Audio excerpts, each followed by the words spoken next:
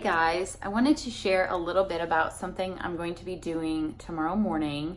I'm going to be heading downtown Indianapolis to the National Institute for Fitness and Sports. It's called NIFS, and I'm going to be doing a V02 Max test.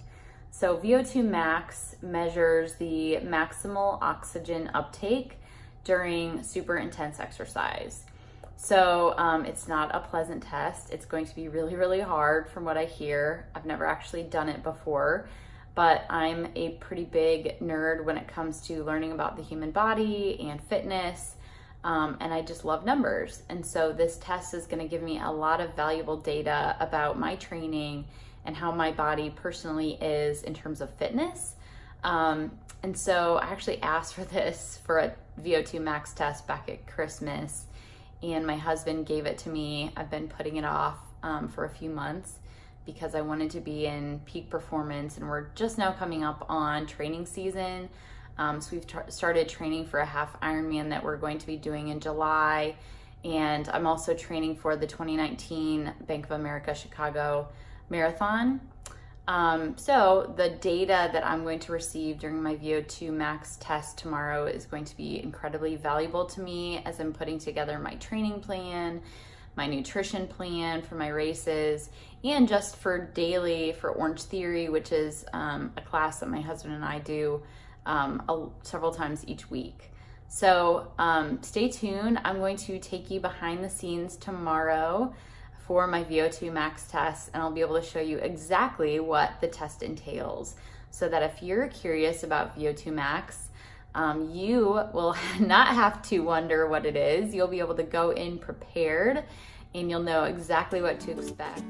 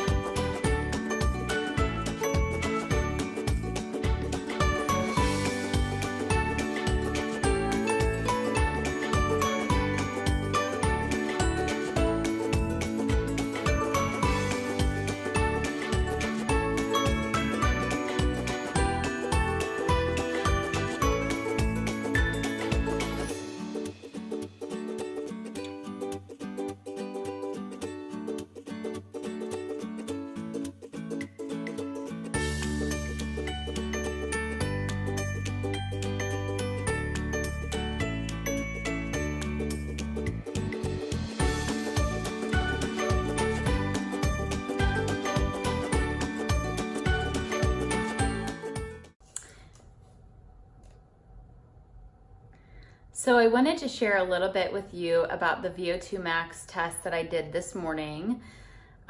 So right away, 8:30 in the morning, my test took place at the National Institute for Fitness and Sports, downtown Indianapolis. And I was ushered into this little room. It was just one of the trainers at NIFS, and then an intern was helping him. And they fitted me for a chest strap to monitor my heart rate.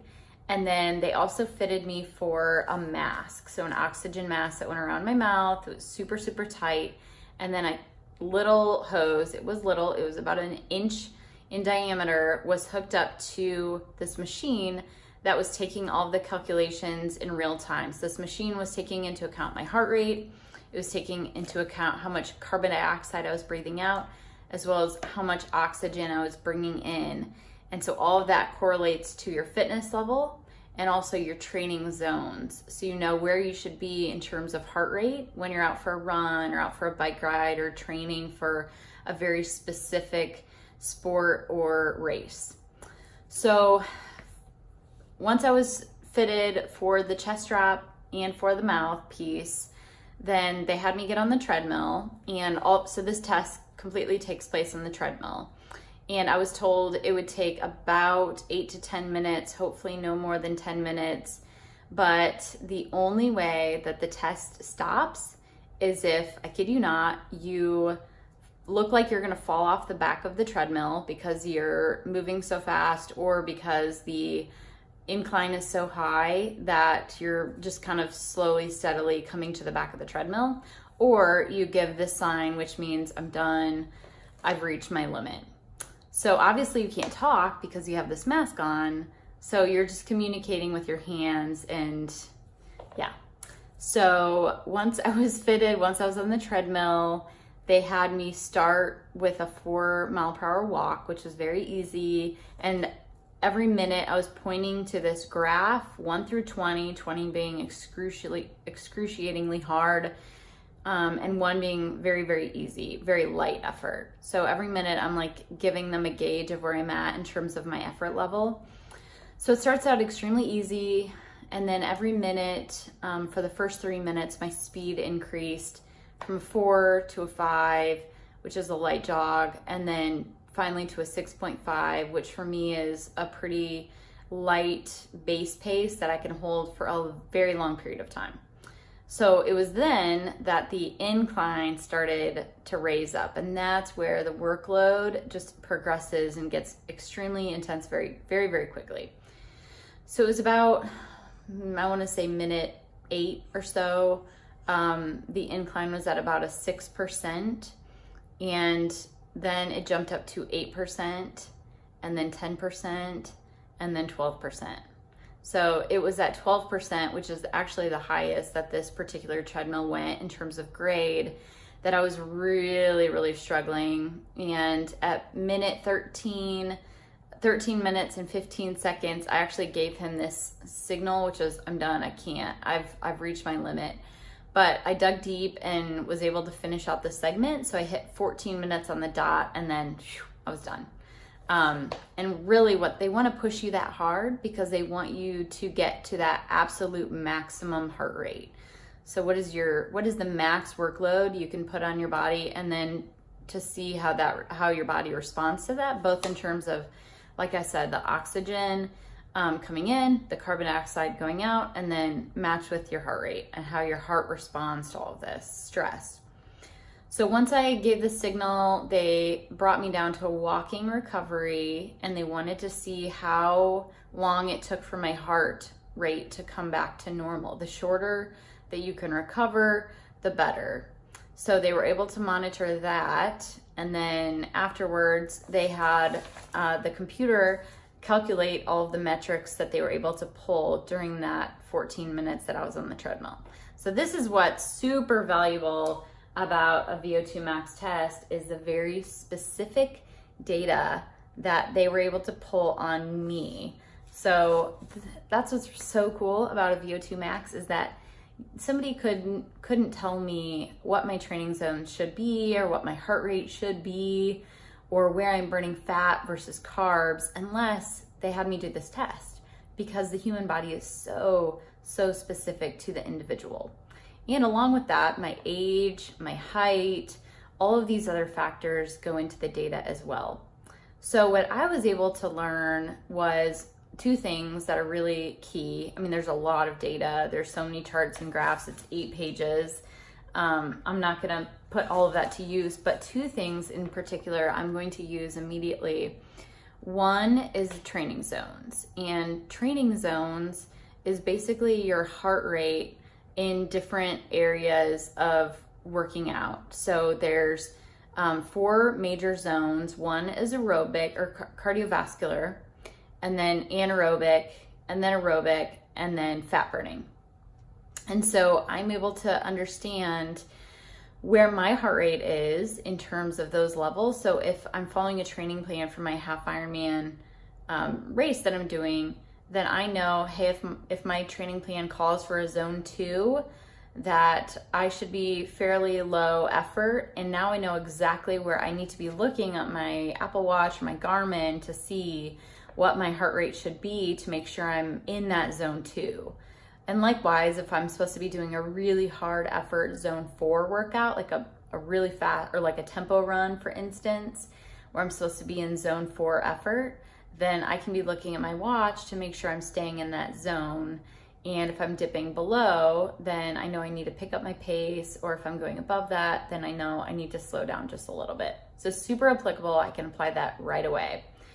The other thing that was just kind of really good knowledge and good to understand, something I've been interested in, is how do I compare for my age, for my height, for my weight, where do I fall in the spectrum of fitness? And this is a really personal thing for me. I don't come from a fitness background. It's really been the last 6 years that I've been devoted to getting faster, stronger, better. And so I've just been interested and curious to see how that hard work has paid off. So the way that they score you is there are different levels of fitness levels. There's very low, which would be somebody that's not active at all. There'd be low, also not very active, fair, slightly active, good, and excellent, which are both very active individuals, probably do devote quite a bit of time to fitness. And then there's a superior category. And this is taking into account all of the statistics that the test pulled. And so anything over 40 for a woman in my age group with my height and weight, anything over 40 is considered superior. So I was really happy with my results. At my peak of the V02 test, I scored a 55.5. So I'm thrilled with that. I think I can continue to improve it a little bit, like some incremental improvements to really focus on improving my V02 max.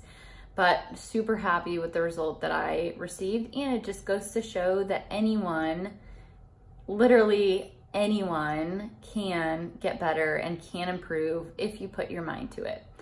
I was not in good shape when I first started working out. In fact, I couldn't even run a mile. So, and now I've completed an Ironman, a marathon, and my husband and I have done countless half marathons and races. So not saying that to discourage anyone. I'm really saying that to encourage you that no matter where you are on your fitness journey, you can always get better. You can always take that first step, and I hope you do. The V02 Max test might not be for you right now. You might just be starting out in your fitness journey, or you might be at a place where you are curious, like, how am I doing? What can I do better? You may have just signed up for your first race, or you've raced a few races and now you're ready to really get serious. So whatever your situation, I think it may be worthwhile to do a V02 Max test. And I hope that my information and me being the guinea pig will give you a little bit more confidence going into that test. So if you've liked this video blog from Crazy Does It, I hope you will like it, and I hope you'll subscribe to this channel so you can get more content.